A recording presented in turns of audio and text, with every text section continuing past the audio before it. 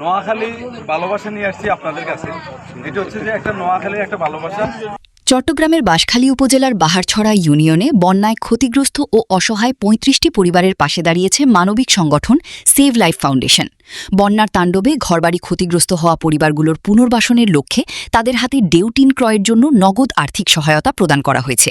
শুক্রবার ১৭ জুলাই সন্ধ্যায় বাহারছড়া ইউনিয়নের মাইজপাড়া এলাকায় আয়োজিত এক অনুষ্ঠানে প্রধান অতিথি হিসেবে উপস্থিত ছিলেন বাঁশখালী উপজেলা সহকারী কমিশনার ভূমি ও নির্বাহী ম্যাজিস্ট্রেট ওমর সানি আকন।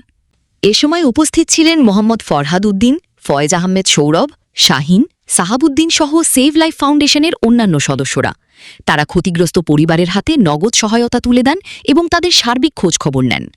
সহায়তা পেয়ে উপকারভোগীরা সেভ লাইফ ফাউন্ডেশনের প্রতি আন্তরিক কৃতজ্ঞতা প্রকাশ করেন। আয়োজকদের পক্ষ থেকে জানানো হয়, দুর্যোগে ক্ষতিগ্রস্ত মানুষের পাশে থেকে তাদের পুনর্বাসনে ভবিষ্যতেও মানবিক কার্যক্রম ধারাবাহিকভাবে অব্যাহত থাকবে।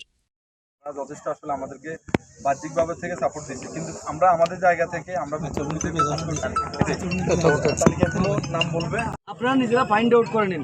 আমাদের কোনো কমেন্ট কনসাল্ট ছিল না, ওই ব্যক্তিকে দেন এরকম কোনো কমেন্ট কনসাল্ট, কারণ সব এফেক্টেড সবাই আমার ভাই, কেউ আমার না আমার। আমি কিন্তু এই ব্যাপারটি আমি ক্লিয়ার করতে চেয়েছি, কিন্তু প্রথমেই কিন্তু বলছি, আপনারা খেয়াল করছেন কিনা, এখানে ওনারা আমার সাথে যোগাযোগ করেছে। স্যার আমরা এই বাহারচরাতে আমরা কিছু ত্রাণ